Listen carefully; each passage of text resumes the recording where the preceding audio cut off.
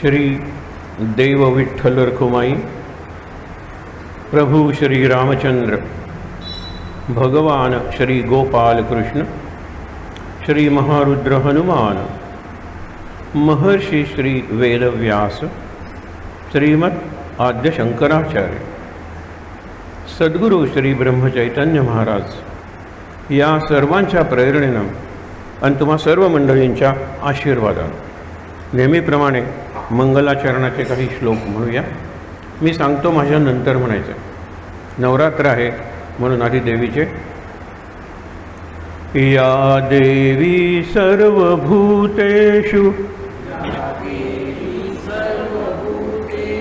शक्तिरूपेण संस्थिता नमस्तस्यै नमस्तस्यै नमस्तस्यै नमो नमः. या देवी सर्वभूतेषु बुद्धिरूपेण संस्थिता नमस्तस्यै नमस्तस्यै नमस्तस्यै नमो नमः. या देवी सर्वभूतेषु स्फूर्तिरूपेण संस्थिता नमस्तस्यै नमस्तस्यै नमस्तस्यै नमो नमः. या देवी सर्वभूतेषु क्रांतिरूपेण संस्थिता नमस्तस्यै नमस्तस्यै नमस्तस्यै नमो नमः. या देवी सर्वभूतेषु शान्तिरूपेण संस्थिता नमस्तस्यै नमस्तस्यै नमस्तस्यै नमो नमः. या देवी सर्वभूतेषु मातृरूपेण संस्थिता मातृरूपेण संस्थिता नमस्तस्यै नमस्तस्यै नमस्तस्यै नमो नमः.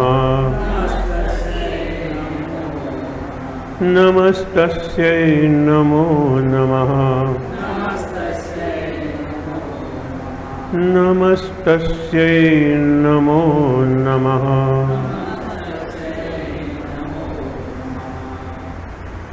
कृष्णाचा आणि मुख्य म्हणजे आपण व्यासांचा जो नारायण नमस्कृत्य आहे म्हणणार आहोत. माझ्यानंतर म्हणाल. वसुदेवसुतं देवं कौसचाणूरमर्दनं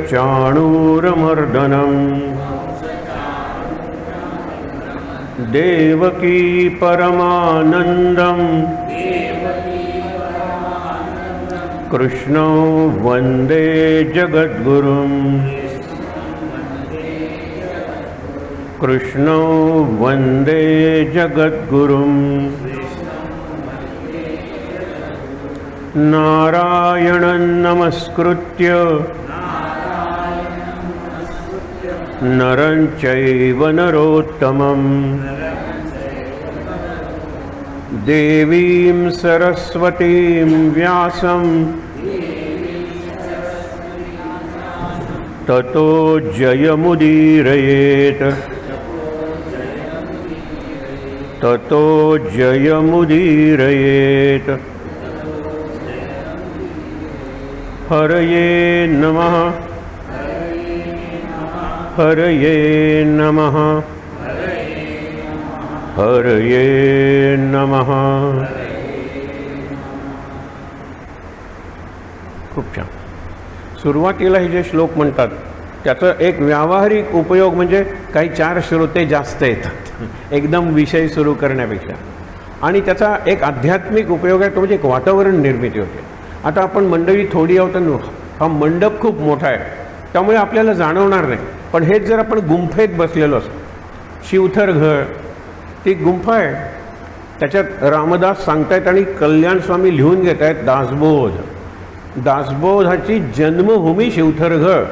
तुम्ही कधीही जर मुंबईला जाणार असाल बाय रोड, आणि हल्ली रोड घाण आहे म्हणून लोक गोवा बॉम्बे रोडने जात नाही, ते व्हाया बेळगाव कोल्हापूर असे जातात, पण जर गेला तर महाड नावाचं गाव आहे, तिथून जरा आत गेला तर शिवथरघर आहे.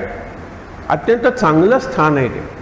तिथे तुम्ही जर, आपण आत्ता एवढ्याच लोकांनी तिथे जर हे श्लोक म्हणले असते तर आपल्याला जाणवलं असतं, कारण ते लगेच रिफ्लेक्ट झाले असते, रिव्हर्बिरेट झाले असते, म्हणजे थोडासा एको आला असता आणि तुम्ही म्हणलेलं परत तुमच्यापर्यंत आलं असतं. फार महत्त्व आहे याला. ठीक आहे, आज 5वा दिवस आहे.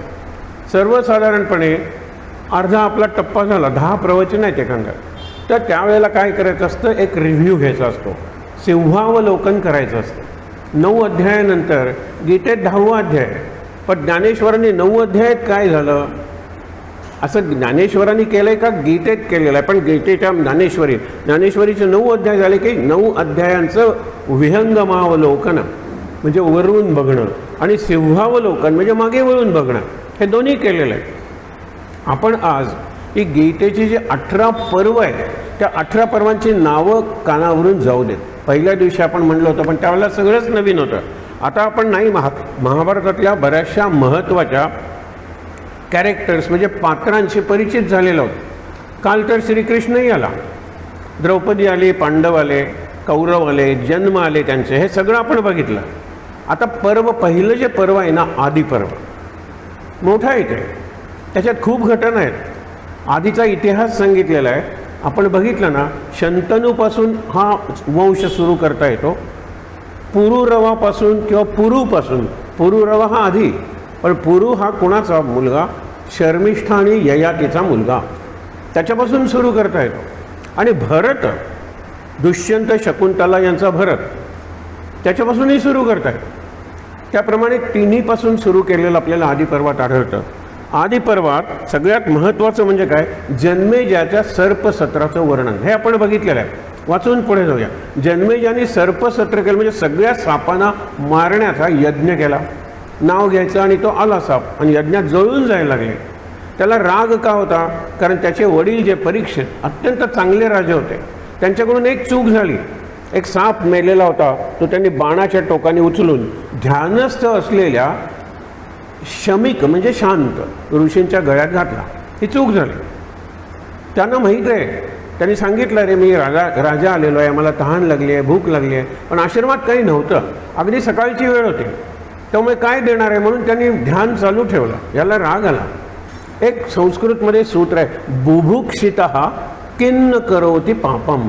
भूक लागल्यानंतर माणूस चोरी करेल, हुसकवून घेईल, आणि इतकं कशाला, आपण ड्रग्ज वगैरे म्हणतो ना, त्याची आतून जर ओढ लागली, नशा, खूनसुद्धा करतात ती माणसं. तसं झालं, याच्याकडून चूक झाली. त्यांना शांतपणे त्यांनी केलं, कारण हा राजा चांगला आहे. त्याचा मुलगा आहे, तो त्याचं नाव शृंगी. शृंग म्हणजे शिंग, आणि शिंग हे क्रोधाचं प्रतीक आहे.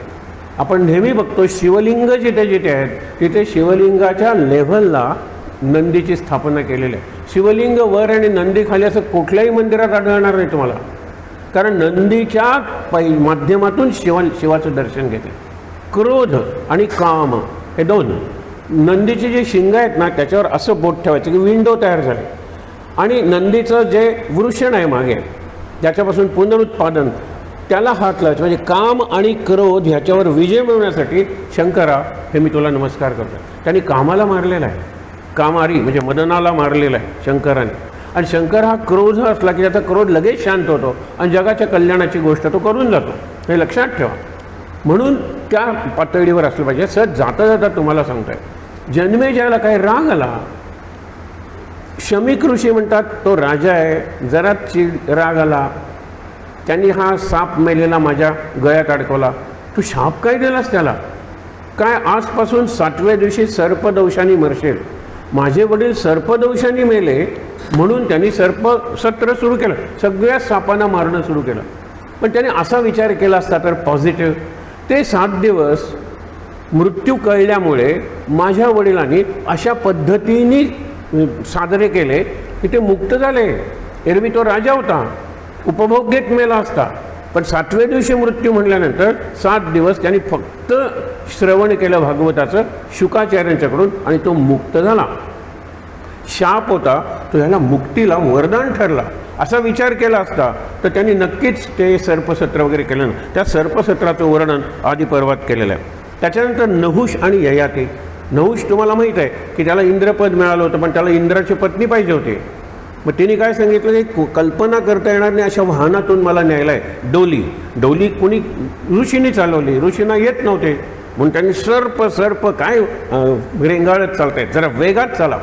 त्यांनी तिथे ठेवलीन सांगितलं की आम्ही ऋषी आहोत, तू एक चांगला राजा आहेस म्हणून आम्ही करायला लागलो काम, तर तुझं जास्त झालं. सर्प भव, तू साप हो. आणि म्हणून स्लो साप म्हणून अजगर झाला. तो अजगराचं वैशिष्ट्य आहे, संथपणे बसून तो विचार करत असतो. त्याच्या बाबतीत एक सांगितलं जातं, तो स्वतः भक्ष्य मिळवण्यासाठी हे करत नाही म्हणून त्याला अजगर व्रत म्हणलेलं आहे की यदृष्टा लाभ संतुष्ट. त्याची इच्छा असेल ना तर तो मला देईल. आपण असेल माझा हरी तर देईल खाटल्यावरी, हे मराठीत निषिद्ध वाक्य आहे. काय असेल माझा हरी देईल खाटल्यावरी? पण जर माझी भक्ती तेवढी असेल ना तर मी खाट्यावर म्हणजे कॉटवर बसून राहील, त्या हरीच्या मनात असेल तर मला मिळेल. खूप अनुभव आपण तितक्या टोकाला जाऊन अनुभव घेत नाही. ठीक आहे, पुढे जाऊया. त्याच्यानंतर ययाती म्हणजे भोग. आपल्याला शापानं मिळालेलं वार्धक्य त्याने आपल्या तरुण मुलाला दिलं आणि त्याचं तारुण्य उसनं घेतलं. कशाला? भोग भोगण्यासाठी. आणि शेवटी तो म्हणतो भोग हे भोगून कधीही तृप्त होत नाही, त्याच्यावर नियंत्रण आणलं पाहिजे. किती खाणार. आत्ता खाल्लं, 3 तासांनी परत भूक लागेल, विचार करा. त्यामुळे काय तो सांगतो की भोगून भोगाची तृप्ती होत नाही. जशी आगीत तेल घालत राहिलात, तूप घालत राहिलात तर आग कधीही शांत होणार नाही, हे त्यांनी सांगितलं ययातीने. आणि ययातीची 2 मुलं म्हणजे 2 बायका, एक देवयानी आणि शर्मिष्ठा. शर्मिष्ठाचा पुरू त्याने घेतलं म्हणून तिथून एक वंश सुरू झाला, पुरुवंश किंवा पौरव. पण त्याच्यात पुढे राजा मोठा झाला तो कोण? कुरु. म्हणून कौरव आणि कुरुवंश सुरू झाला, हे लक्षात घ्या. कुरु हा मोठा राजा, पुरु हा मोठा राजा. तसं इकडे सुद्धा पहिला सूर्य आहे, सूर्यवंश रामाचा. पण मध्ये काय आलं? रघु नावाचा एक मोठा आला, त्याला रघुवंश म्हणायला लागले. रामाला राघव म्हणायला लागले, रघुनाथ म्हणायला लागले, रघुकुल शिरोमणी म्हणाले, कारण तो राजा मोठा झाला. एखादा आपल्या पराक्रमाने तेजानं एवढा मोठा होतो की त्याचंच नाव कोळाला दिलं जातं. इथे ययातीने सांगितलं यदूला की तू घेतलं नाहीस माझं वार्धक्य, तू कधी राजा होणार नाहीस. आणि आपण बघितलं की कृष्ण वगैरे यादव आहेत, राजे कधी झाले नाही, सिंहासनावर बसले नाहीत. त्यांनी राज्य चालवलं शूरसेन वगैरेने, परंतु हे नाही, राज्याभिषेक करून राजमुकुट घातलेला नाही आहे. त्याच्यानंतर पुरु झाला, तुझा वंश सुरू होईल. मग ययातीने सांगितलं की मला अनुभव जो आला तो मी तुम्हाला सांगितला. पुढे त्यांनी काय सांगितलं? पुरुरवाबरोबर उर्वशी आली. उर्वशी पुरुरवा ती कथा बघितली. नंतर त्यांनी सगळ्या तुम्हाला दत्तपासून सुरुवात करावी लागेल. अत्री, अनसूया, चंद्र, हा चंद्रवंश आहे. बघितलं ते 3 जण ब्रह्मा विष्णू महेश, त्याच्यातला ब्रह्मदेव ज्यावेळेला बाळ झाला त्यावेळेला चंद्र झाला, त्याच्यापासून वंश सुरू झाला. चंद्र, बुध हे निरनिराळे वंशावळी सगळ्या दिलेल्या आहेत. वंशावळी महत्त्वाच्या आहेत का महत्त्वाच्या नाहीत. त्याच्यानंतर आपण जर बघितलं पांडव वगैरेंचे जन्म वगैरे हे थोडक्यात सांगितलेलं आहे. जशी इंडेक्स असते ना अनुक्रमणिका, तशी ती अनुक्रमणिका दिलेली आहे. दुसरं इथे सभापर्व. हे मोठी पर्व आहेत ना. तुम्हाला वाटेल की 18 पर्व आहेत आणि सभापर्व आज दुसरं पर्व संपेल आपलं. पर्वापासून आपण तिसरं पर्व सुरू करणार आहोत. पण हीच पर्व महत्त्वाची आहेत की पुढची पर्व काही अध्यायांची आहेत. पर्व पाडायची म्हणून पाडलेली आहेत. आता या सभापर्वात काय आहे? सभापर्व म्हणजे दोन. एक सभा झाली ती द्यूत सभा आणि दुसरी सभा झाली ती राजसूय यज्ञ. हा आजचा महत्त्वाचा विषय आहे. राजसूय यज्ञ का केला, कुणी करायला सांगितला, तो कसा केला आणि त्या यज्ञात कोणत्या घटना घडल्या, हा महत्त्वाचा आहे. नंतर द्यूत. द्यूत का खेळावं लागलं, कसं खेळलं, ते कपट द्यूत कसं होतं आणि त्याचा परिणाम म्हणून काय झाला. परिणाम म्हणून पहिल्यांदा हिची विटंबना आणि नंतर 12 वर्ष वनवास आणि 1 वर्ष अज्ञातवास इथपर्यंत. त्याच्यानंतर पुढे सुद्धा प्रसंग आहे. आज आपण जे प्रसंग पाहणार आहोत त्या प्रसंगांची फक्त मी पुढचं आपण वाचूया. हे सभापर्व झालं. तिसरं आरण्यक पर्व म्हणजे वनवास सुरू झाला. द्रौपदीचं वस्त्रहरण वगैरे झालं. पुन्हा एक द्यूताचा डाव खेळला गेला. 12 वर्ष वनवास, 1 वर्ष. वनवास म्हणजे वनपर्व म्हणतात, काही ठिकाणी त्याला आरण्यक पर्व म्हणतात. हे पुढचं झालं. आता वनवास संपला, 1 वर्ष अज्ञातवास आहे. अज्ञातवास कुठे घालवायचा हा फार मोठा विचार आहे, फार चांगला विचार आहे. तो त्यावेळेला आपण बघणार आहोत. पण विराटाच्या राज्यात घालवूया, कारण विराट हा कौरवांचा मित्रही नाही आणि शत्रूही नाही. अशा न्यूट्रल म्हणतो ना त्या याच्यात आपण वर्ष घालवूया. मग ते वर्ष घालवण्यासाठी कशी परीक्षा घेतली. हे जे पिताश्री आहेत ना ते आपापल्या मुलांच्या परीक्षा घेऊन वारंवार त्यांची बुद्धी तेज आहे की नाही बघता. यम हा कोणाचा पिता आहे, युधिष्ठिराचा. त्या यमाने परीक्षा घेतलेल्या आहेत. 2 परीक्षा, 3 परीक्षा, अगदी स्वर्गात प्रवेश केल्यानंतर 3 परीक्षा घेतलेल्या आहेत. त्याच्या आधी विराट पर्वाच्या आधी घेतलेल्या परीक्षा यक्ष प्रश्न म्हणून ती आपण थोडक्यात पाहणार आहोत. भीम त्याचा वडील वायू आहे, पण वायुपुत्र हनुमान हा भीमाचा कितीतरी मोठा भाऊ आहे. त्यांनी भीमाची परीक्षा घेतलेली आहे. इंद्र त्यांनी अर्जुनाची परीक्षा घेतली, त्याला सावध केलेलं आहे. सूर्य त्यांनी कर्णाची परीक्षा म्हणजे कर्णाला सावध केलेलं आहे. म्हणजे हे जे आहेत त्यांचे वडील ते आपापल्या मुलांना योग्य वेळी सावध करतात आणि येणाऱ्या संकटासाठी त्यांची तयारी करून घेतात. हा महत्त्वाचा भाग आहे. विराट पर्व झाल्यानंतर आता अज्ञातवास संपला. त्यावेळेला भीष्माचार्यांनी जो एक आपण म्हणतो ना आर्ग्युमेंट केलेला युक्तिवाद, अत्यंत बुद्धिमान आहेत ते. त्यामुळे पांडवांना नाहीतर काय झालं तो त्याच वेळेला ऐकलेलं बरं अज्ञातवास. त्याच्यानंतर उद्योग पर्व म्हणजे काय, यज्ञाची सैन्याची जमवाजमव आणि युद्धाची पूर्वतयारी, त्याला उद्योग म्हणलेला आहे. उद्योग म्हणजे काहीतरी काम करणं, कुठल्या तरी विशिष्ट उद्देशाने काम करणं, ते उद्योग पर्व आहे. नंतर भीष्म पर्व. उद्योग पर्वानंतर युद्ध सुरू झालं. युद्धाचे पहिले 10 दिवस भीष्म, ते भीष्म पर्व. नंतरचे 5 दिवस द्रोणाचार्य, ते द्रोण पर्व. नंतरचे 2 दिवस कर्ण, ते कर्ण पर्व. नंतरचा अर्धा दिवस शल्य, हा पांडवांचा मामा खरं नकुल सहदेवाचा, पण आपण नंतर बघणार आहोत त्याला कसं फसवून दुर्योधनाने आपल्या बाजूला घेतलं आणि का घेतलं बघूया. आणि अर्ध्या रात्रीचा म्हणजे एका रात्रीचा सेनापती कोण असेल तर तो अश्वत्थामा. अश्वत्थामाबद्दल आपण खूप बघितलेलं आहे, पण हे लक्षात ठेव. ही सगळी पर्व आहेत. 2 दिवसाचं युद्ध, ते हे सगळी पर्व आहेत. त्याच्यानंतर सौप्तिक पर्व. ज्यावेळेला एक मुद्दामून हा प्रसंग डोळ्यासमोर ठेवा. संध्याकाळी 6ला 18व्या दिवशी युद्ध संपलं, कारण 100च्या 100 कौरव मारले गेले. युद्ध संपलं. कोण कोण आनंदात आहे, कुंती आनंदात आहे, द्रौपदी आनंदात आहे, सुभद्रा आनंदात आहे आणि उत्तरासुद्धा जरा दुःखी आहे कारण अभिमन्यू मेलेला आहे, परंतु ती गर्भवती आहे ना म्हणून ती सुद्धा आनंदात आहे. आमचा जय झाला. या तिन्ही राण्यांना तर वाटतंच आहे आमचा जय झाला. संध्याकाळी 6ला, रात्री 12ला अंधाराचा फायदा घेऊन अश्वत्थामा शिबिरात शिरला आणि पांडव झोपलेत असं समजून त्यांनी पांडवांच्या मुलांची डोकी कापली आणि ते घेऊन आला. ते पुढे बघणार आहोत आपण. पण याला सौप्तिक, सौप्तिक म्हणजे झोप. सगळेजण झोपलेले आहेत त्यावेळेला अश्वत्थाम्यांनी पराक्रम केलेला आहे. सौप्तिक पर्व. त्याच्यानंतरचं जे पर्व आहे स्त्री पर्व आहे.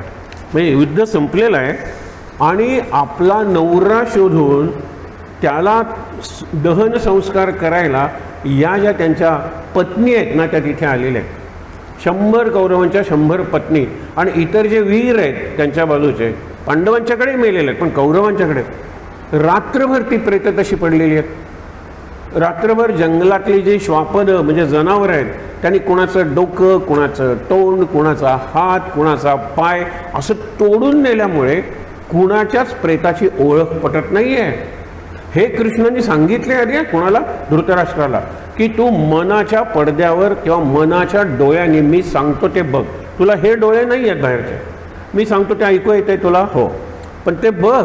तुझी सगळी मुलं मरणार आहेत, तुझ्या सगळ्या सुना विधवा होणार आहेत, केस वगैरे पिंजारून छाती बडवत आपल्या नवऱ्याचं प्रेत शोधायला जाणार आहेत.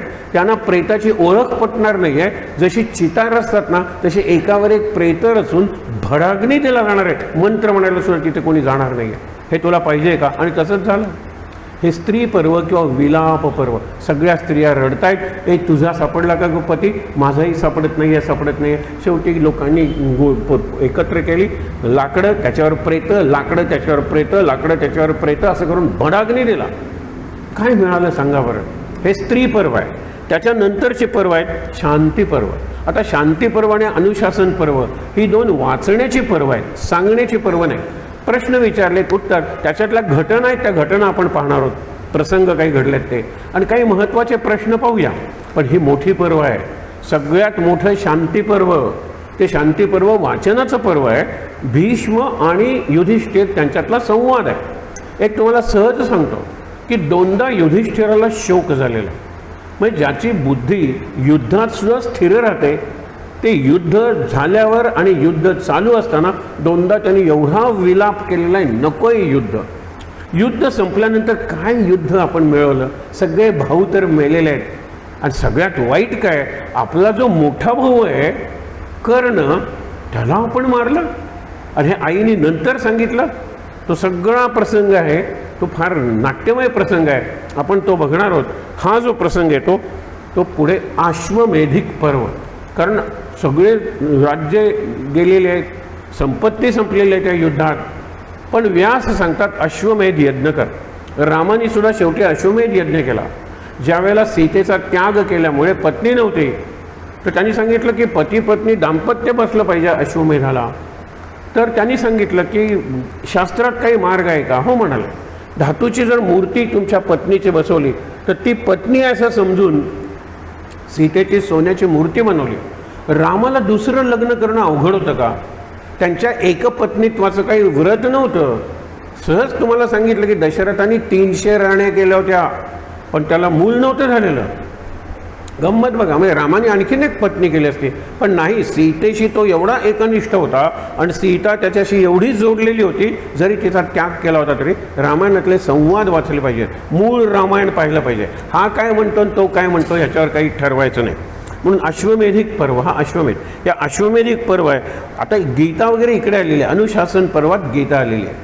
नंतर अनुगीता नावाची एक गीता पर्व आहे. काय झालं? कृष्ण बराच महिने काय दिवस याच्याकडे होता, हस्तिनापुरात होता, पांडवांकडे होता. तुम्हाला हरिपाठातला पहिला अभंग आठवतो ज्ञानेश्वरांचा? हरिमुखे म्हणा, हरिमुखे म्हणा.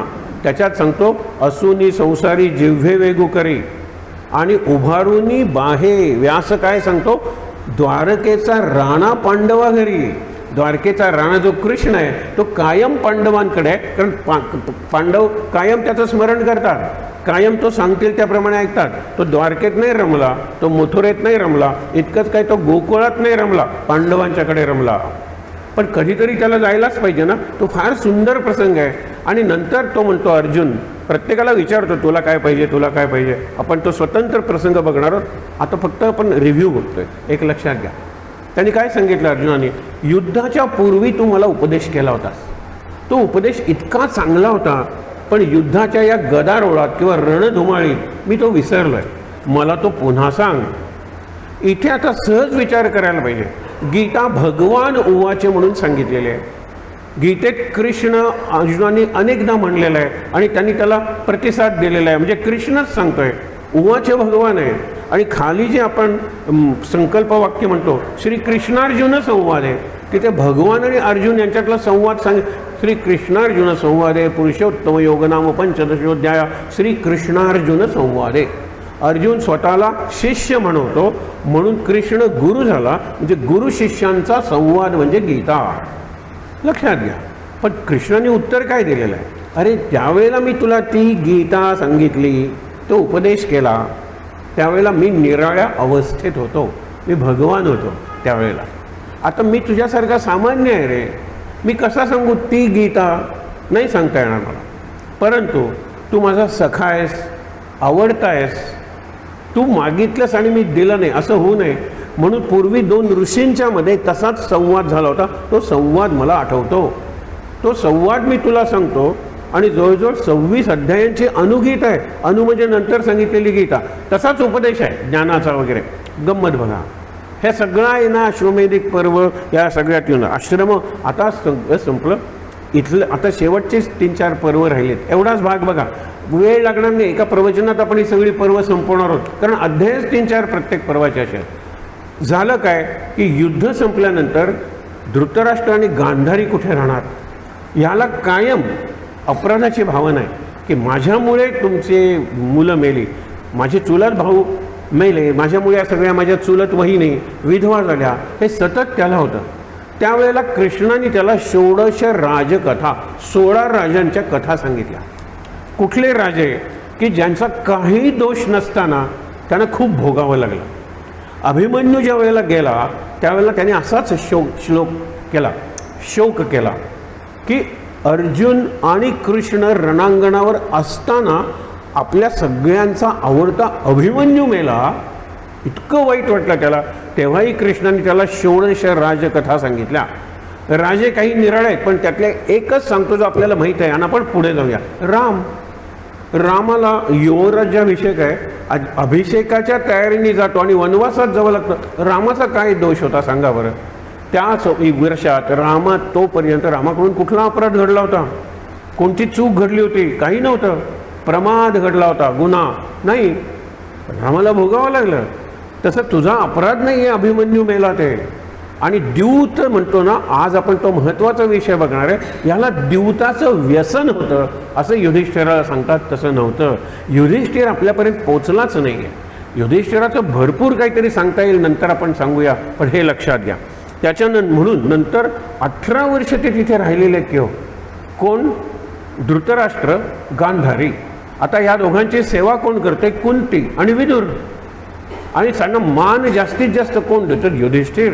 युधिष्ठिर पहिला नमस्कार गांधारीला, महामाता, नंतरचा धृतराष्ट्राला आणि नंतर कुंतीला, असा नमस्कार करायचा, सेवा करायचा.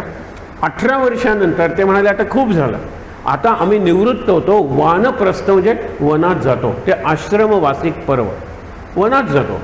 तर म्हटलं काही हरकत नाही, तुम्हाला परवा सहज सांगितलं होतं, एक शेवटचं माझ्या मुलांचं श्राद्ध करतो. वनात गेल्यानंतर श्राद्ध वगैरेचे काही नियम नसतात. आता मी राज्यात आहे. त्यावेळेला युधिष्ठिर म्हणला का नाही, मी सगळी तयारी करतो.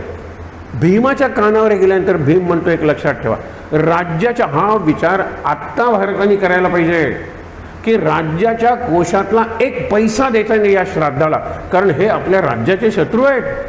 शत्रूचं श्राद्ध आपल्या पैशाने, हे आपणच करू शकतो, हे लक्षात ठेवा.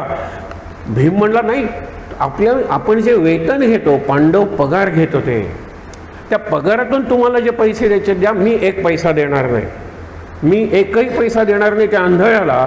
कारण इथे गंमत म्हणून तुम्हाला सांगायला पाहिजे, भीम 13 वर्षांनी येणार आणि भीम मला आव्हान देणार आणि भीम माझी मांडी फोडणार. दुःशासनाला सतत स्वप्नात जसजशी वर्षे संपायला लागली, भीम माझी छाती फोडणार. ह्याने काय केलं, भीमाशी, शेवटी भीम माझ्याशी द्वंद्व युद्ध करणार आहे ना, मी माझ्या मांडीवर त्याचा वारच घेणार नाही, म्हणून भीमासारखा, भीमा इतक्या उंचीचा, भीमासारख्या जाडीचा एक लोखंडाचा पुतळा तयार करून घेतला होता कुणी, दुर्योधनाने. आणि 13 वर्षे त्या पुतळ्यावर मारून गदा युद्धाचं प्रॅक्टिस करत होता. बॉक्सिंगचं प्रॅक्टिस जशी त्या बॅगवर करतात ना, तसं तो प्रॅक्टिस करत होता. खण खण खण असे आवाज यायचे. धृतराष्ट्र विचारायचा काय करतोय, त्याला फार बरं वाटायचं, कर प्रॅक्टिस कर प्रॅक्टिस. त्या भीमाची प्रतिज्ञा खोटी गेली पाहिजे. मजा बघा. आता शेवटचं हे फक्त कृष्ण करू जाण्या कृष्णाला सगळ्या गोष्टींची माहिती होती, पण त्यांनी ती स्वतःसाठी स्वार्थासाठी कधीही वापरली नाही. युद्ध संपल्यानंतर हे युद्धाच्या भूमीवर कुठे होते? धृतराष्ट्र रडत होता, त्याला संजय सगळं सांगत होता. संजयाची दिव्य दृष्टी गेली केव्हा माहिती आहे ना? यांनी दुर्योधनाच्या दोन्ही मांड्या फोडल्या, चिखल झाला, त्याला आपण पल्प म्हणतो ना, लगदा झाला, तो खाली पडल्यामुळे त्याचा मुकुट जरा दूर अंतरावर जाऊन पडला. आणि मुकुटाशिवाय राहणं कधी त्याला माहीतच नाही. काल तुम्हाला सांगितलं 3 राज्याभिषेक, पण मुकुट अधूनमधून, याला युधिष्ठिर म्हणायचं. आणि एकही राज्याभिषेक नाही आणि कायम मुकुट डोक्यावर, याला दुर्योधन म्हणायचं. का? ते आता लगेचच कारण तुम्हाला कळेल. मुकुट पडल्यानंतर हा अस्वस्थ झाला, तो जायचा प्रयत्न करतोय, पण मांड्यास त्याला मदत करत नाही आहे. ते बघितल्यानंतर काय याचं वैभव होतं, पण किती कुणाचंही ऐकलं नाही. आणि काय परिस्थिती आली, त्याच्या डोळ्यात अश्रू आले आणि त्याची दिव्यदृष्टी गेली. तो म्हणतो, राजन धृतराष्ट्र, मला तर काही दिसत नाही आहे, माझी दिव्यदृष्टी गेली, कारण मला दुःख झालं या दुर्योधनाच्या अवस्थेत. आता अर्जुनाची दिव्यदृष्टी केव्हा गेली? अर्जुनाला दिव्यदृष्टी दिली ते विश्वरूप दर्शन दाखवायला, विश्वरूप दर्शन बघतोय वगैरे, ती दृष्टी उपयोगी पडते. पण ज्या वेळेला त्याच्या लक्षात आलं की अरे हा कृष्णच आपल्याला विश्वरूप दर्शन देतोय, भगवान ही अवस्था आहे, भगवान उवाचे आहे, पण देह उभा आहे, सारथी हा कृष्णच आहे ना, हा एवढा मोठा आहे, ब्रह्मा विष्णू महेश त्याच्या ठिकाणी आहेत, सगळे ऋषी त्यांच्या ठिकाणी आहेत. आणि त्यांनी काय बघावं की भीष्माचार्य समोर उभे आहेत, ते एकदम उडले आणि या विश्वरूपाचं जे तोंड होतं ना, त्या तोंडात गेले. विश्वरूपाने तोंड मिटलं, उघडलं, तेवढा भीष्माचार्यांचं चूर्ण झालं होतं, पिठो आपण म्हणतो, पावडर, पल्व्हराइज्ड. नंतर पुन्हा तोंड उघडलं, द्रोणाचार्य उडले आणि त्याच्यात गेले, मिटलं, उघडलं, तेवढा द्रोणाचार्य पावडर, काही उरलं नाही. कृपाचार्य जिवंत आहेत, कारण ते चिरंजीव आहेत. असे सगळे वीर बघितले, अरे हा आहे कोण? आणि मग तो म्हणतो, मला क्षमा कर, मला क्षमा कर, मला दुःख होत आहे. कारण का?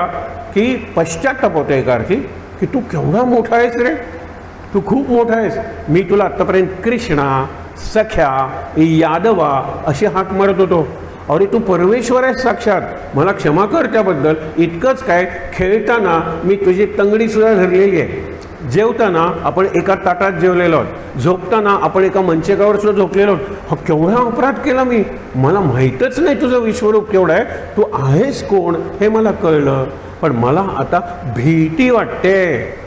तू रूप आवरून घे आणि पुन्हा पहिल्यासारखा नेहमीसारखा हो. भय आणि इकडे दुःख. म्हणून विष्णो पदम वापनोती भय शोकादी वर्जिता, हे गीतेचं महात्म्य सांगितलंय. गीता करते काय? गीतेचं विष्णुपद तुम्हाला मिळतं. विष्णुपद म्हणजे विष्णूच्या पाय. विष्णुपद म्हणजे काय? भय आणि शोक वर्जिता. भय शोक तुमच्या जीवनातून गेले ना की दिव्यदृष्टी प्राप्त होते, आणि दिव्यदृष्टी प्राप्त झाली की आनंदात राहता येतं. भय आणि शोक गेलं पाहिजे.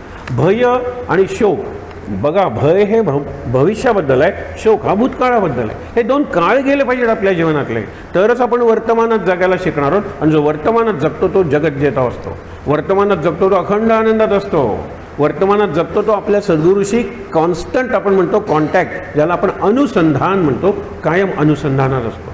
हे जमलं पाहिजे. म्हणून भय हे भविष्याचं आहे. मी उदाहरण देतो, तुम्हाला कळेल की BScला जो विद्यार्थी आहे त्याला SSCचं भय वाटेल का हो? त्याला MSCचं भय वाटेल. मी BScला अभ्यास केला नाही, MScला तरी केला पाहिजे, मला पुढच्या परीक्षा, त्याला पुढचं भय वाटेल, मागचं नाही भय वाटेल. पण केला नाही अभ्यास, SSCला अभ्यास केला असता तर मला अभ्यासाची सवय लागली होती. हे दुःख आहे. दुःख पास्ट आहे आणि शोक आहे, भय, चिंता, कल्पना, या 3 गोष्टी या फ्युचरच्या आहेत. आणि फ्युचरच निगेटिव्ह आपण असतो. याला काय आपण निगेटिव्ह असणार आहोत? आपण फक्त म्हणू लहानपणी वाटेल तसा वागलो म्हणून आता भोगतोय, पण त्याची आठवण आहे ते लहानपणी कसा वाग, पुढे कसा वागेन, मला चांगलं वागावं असं वाटतं, ते वागायला जमेल का, ही चिंता आहे. हा सगळा भाग आहे ना, हा आपण भविष्याबद्दल आहे. हे मुद्दामून लक्षात ठेवा. मग 18 वर्षानंतर सगळं झालं आणि हे गेले. कोण निघाणार होतं? हे मुद्दामून लक्षात ठेवा. शेवटची 4 पर्व आहेत.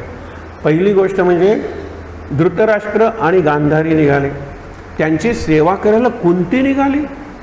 कल्पना करा, कुंतीने सुद्धा किती भोगलंय.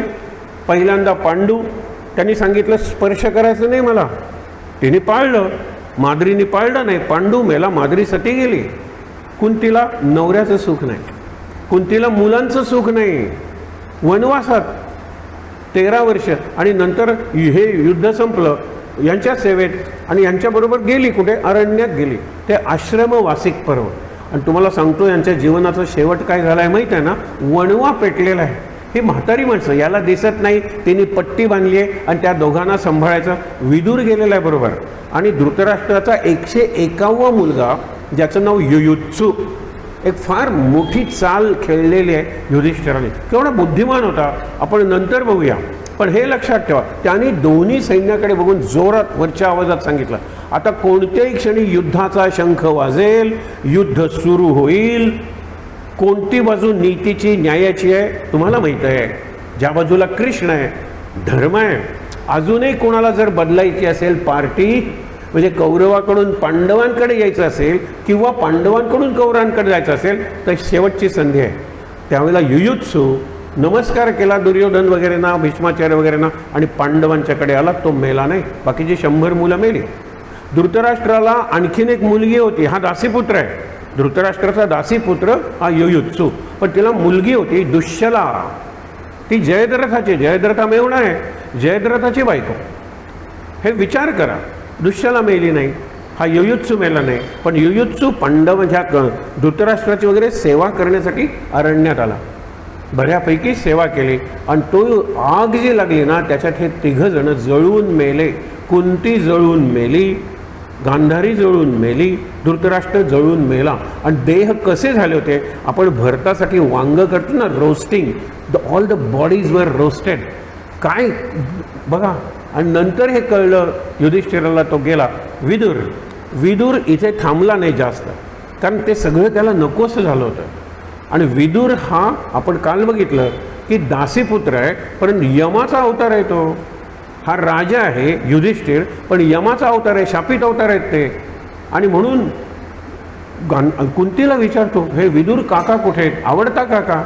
विदूर काका वगैरे ते बोलायचे माहीत आहे ना. आणि त्यांनीच विचारलं होतं की आग लागली जंगलाला तर कोण शेवटी मरतो, आणि उंदीर कुठे असतो बिळात, तसं तुम्ही सुरंग टनल खोदा आणि आग लावा घराला. त्यादिवशी मी 5 मुलं आणि 1 बायको पाठवतो, तिथे 1 बाई जळून मेली, सगळ्यांना वाटलं. आता एक तुम्हाला सांगणार आजची पहिली गोष्ट फार महत्त्वाची, पण त्याच्यापूर्वी बघा, तो विदूर असाच भटकत असतो. विदूर इतक्यात विदूर दिसतो. विदूर म्हणतो युधिष्ठिराला थांब तिथे, आणि आपल्या सगळ्या गात्रातला प्राण किंवा चेतना काढून तो युधिष्ठिराच्यात करतो. माझ्या पायातलं चैतन्य युधिष्ठिरा तुला, माझ्या जानूतलं गुडघ्यातलं चैतन्य तुला, कंबर, हे सगळं करत करत माझ्या हे आत्मचैतन्य तुला. आणि तो पडतो विदूर. आणि युधिष्ठिराला वाटतं आपण जरा जास्त शक्तिमान झालेलो आहोत. आणि ही शक्ती म्हणजे कॉन्शियन्स कीपर, म्हणजे विवेक जपणारी शक्ती आहे. झालं. मग पुढे हे आश्रमवासिक पर्व संपलं. त्याच्यानंतर मौसल पर्व. लोक विचारतात, कृष्णाने एवढी गीता सांगितली, पण ती गीता कृष्ण जगला, लक्षात ठेवा. बलरामालाही जमली नाही. ज्यावेळेला आपली मुलं, आपले नातू, आपले पुतणे भांडतायत एकमेकाशी. काल तुम्हाला सांगितलं, 2 भाऊ एकमेकाला आई आणि वडिलांवरून शिव्या देतात. 2 भाऊ कुठे पोचला. इतक्या रसातळाला यादव गेले होते, आणि यादव परस्परात भांडले म्हणून त्याला यादवी सिव्हिल वॉर म्हणतात ना, हे यादवी. बघत होता शांतपणे कृष्ण झाडाला टेकून. आणि ज्या वेळेला त्याला कळलं, अरे हा आपला मुलगा, हा असा वागतो, इतकी दारू पितो, इतका जुगार खेळतो, ऋषींचा अपमान करतो, बघूया तो मेला आपोआप तर मरू दे, नाहीतर मी त्याला मारेन. उरलेल्या सगळ्या मुलांना जवळजवळ कृष्णानं मारलं. अशा वेळा त्यांनी धनुष्यबाण वापरला. हे अवघड आहे जगणं. आणि शांतपणे निरोप पाठवला. ते आपण नंतर बघूया. कुणाला, अर्जुन आणि इतर पांडवांना. आणि मग पांडव म्हणाले, आता जगण्यात काही अर्थ नाही आहे. तोपर्यंत 18 वर्ष पहिली धृतराष्ट्र वगैरे अरण्यात गेले, ते वणव्यात मेले. त्याच्यानंतर 18 वर्ष राज्य झालं. म्हणजे युद्धानंतर 36 वर्ष. लक्षात ठेवा, कृष्णाचं वय 89 अधिक 36 = 125. कृष्ण 125 वर्ष जगला. त्यातली एक गोष्ट पुन्हा पुन्हा मला सांगावीशी वाटते, फक्त पहिली 12 वर्ष तो गोकुळात होता. नंतर 113 वर्षात तो एकदाही गोकुळात गेलेला नाही आहे. म्हणून अनेकदा मी तुम्हाला विचार सांगितला आहे, तरीही आपल्याला जमत नाही. अरे जीवनात विसर्जन करायला शिका.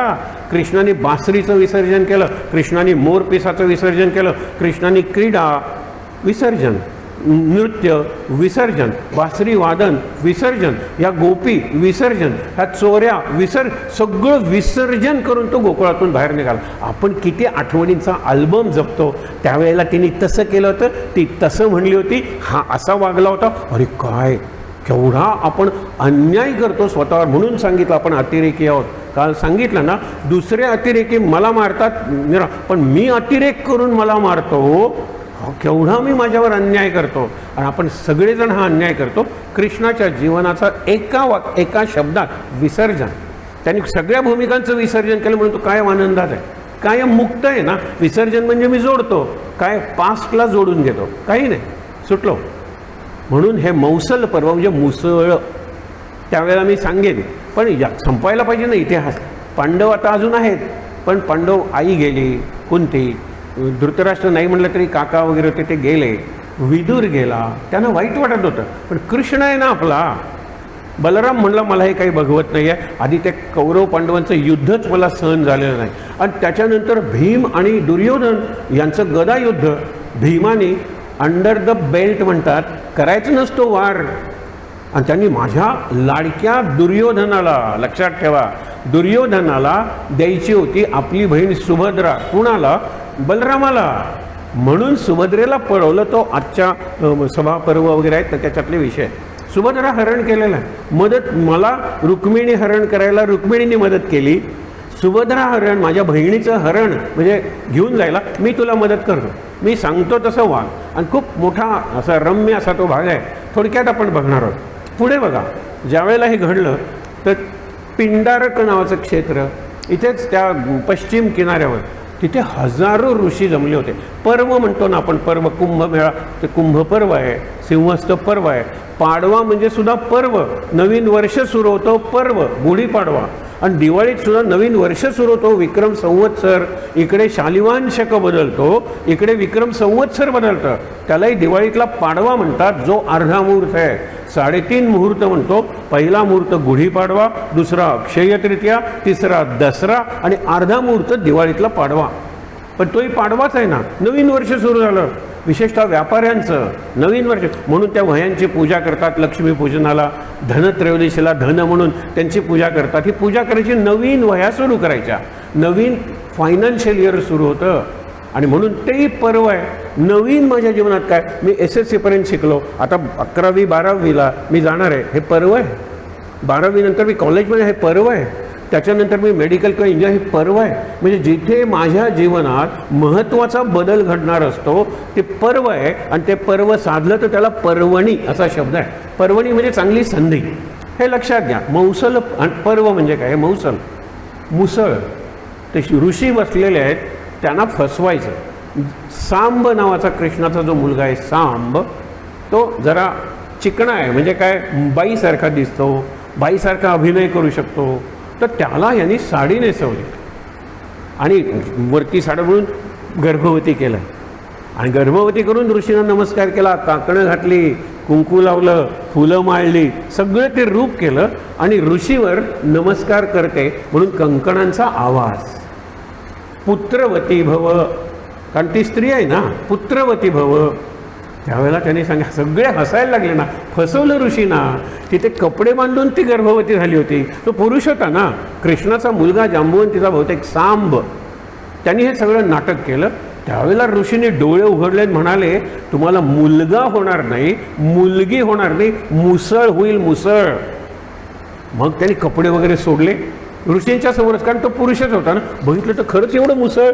आत मुसळ म्हणजे 2 गोष्टी, लाकूड आणि लोखंडाची रिंग. ही सगळी कथा आपण त्यावेळेला बघूया, कारण तिथे कृष्णाचा अध्याय संपतो, तिथे यादवांचं जवळजवळ कुळ संपतं आणि अर्जुन वगैरे मग सगळे जातात. पुढचं पर्व आहे महाप्रस्थान पर्व.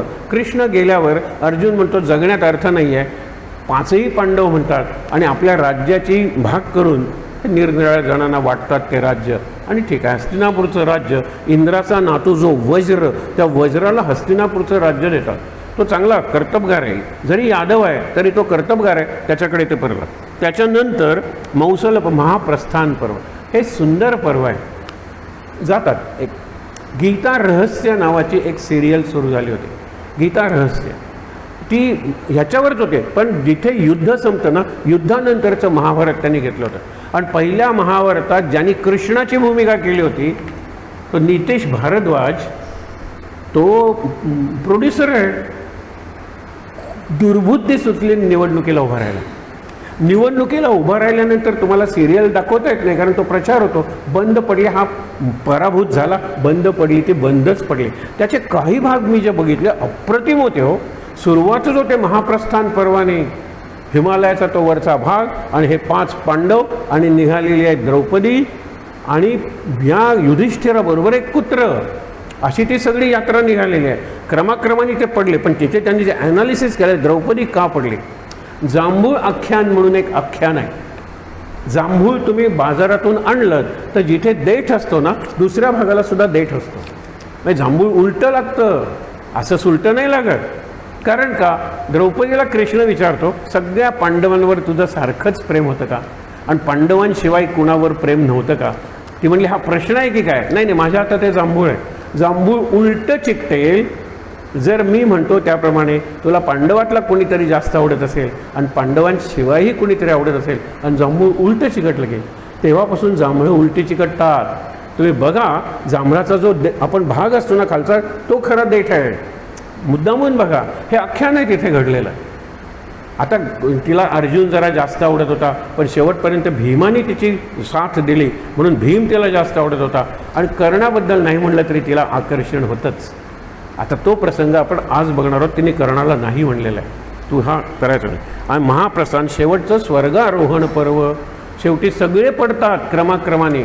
पहिल्यांदा द्रौपदी, नंतर सहदेव, नंतर नकुल, नंतर अर्जुन, नंतर भीमही पडतो म्हणजे मरतात. युधिष्ठिर आणि ते कुत्र. आता इथून 3 परीक्षा घेतलेल्या युधिष्ठिराच्या, आणि प्रत्येक परीक्षेत युधिष्ठिर नुसता पास झालेला नाही आहे, वरच्या पातळीवर गेलेला आहे, वरच्या पातळीवर गेलेला आहे. आणि अभिमान वाटतो मला तुझ्यासारखा मुलगा मिळाला म्हणून. आता हे त्याच वेळेला बघूया, अशी ही 18 पर्व आहेत.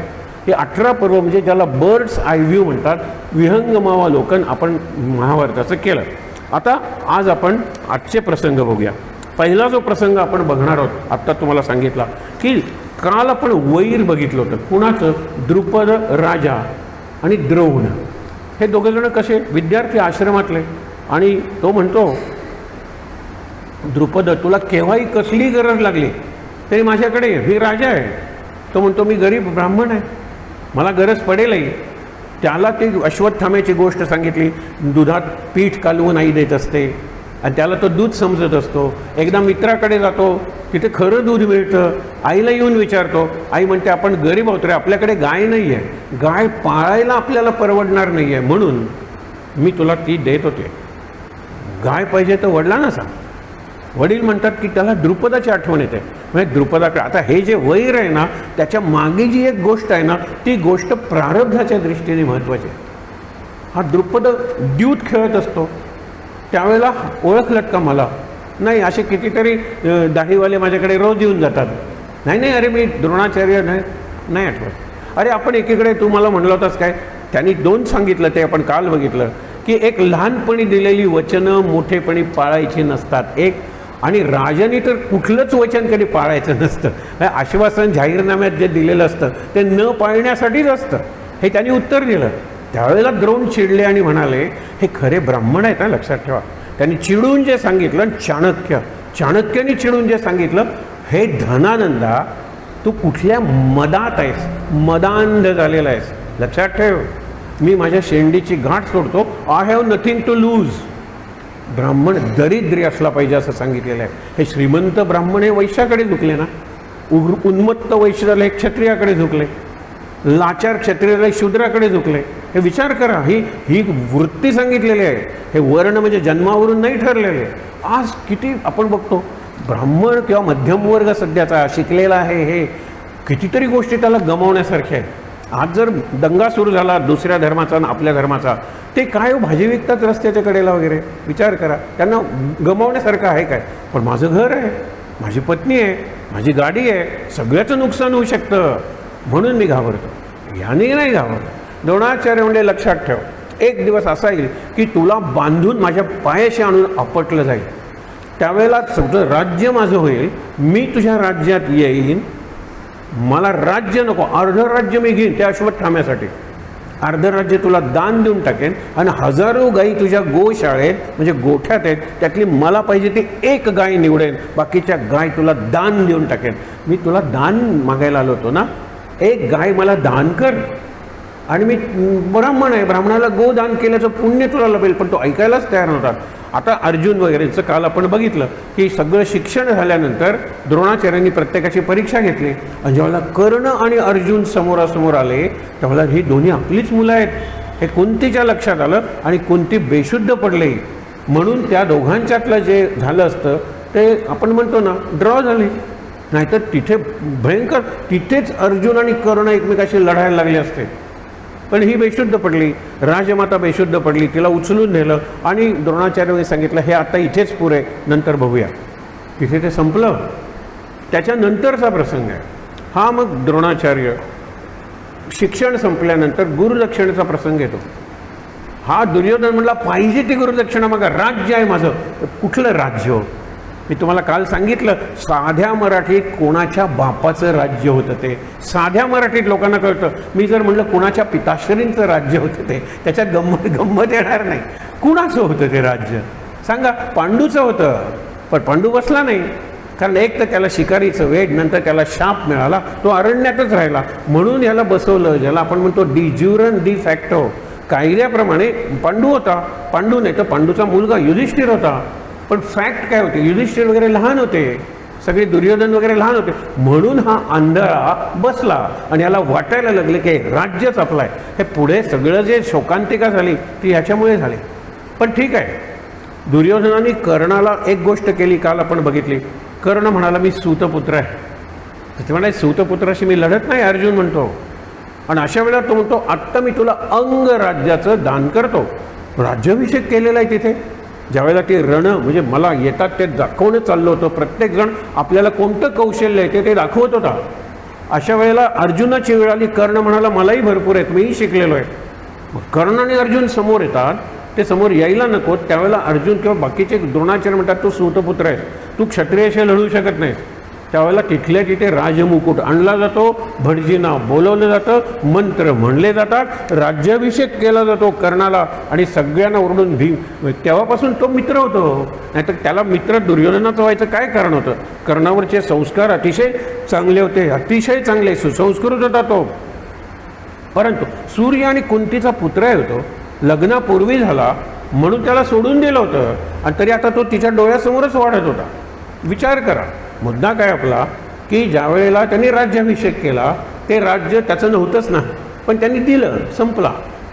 हा विषय पुढे सुरू झाला ज्या वेळेला ही मुलं अरण्यातून आली आणि राज्याभिषेक यांचं शिक्षण पूर्ण झालं.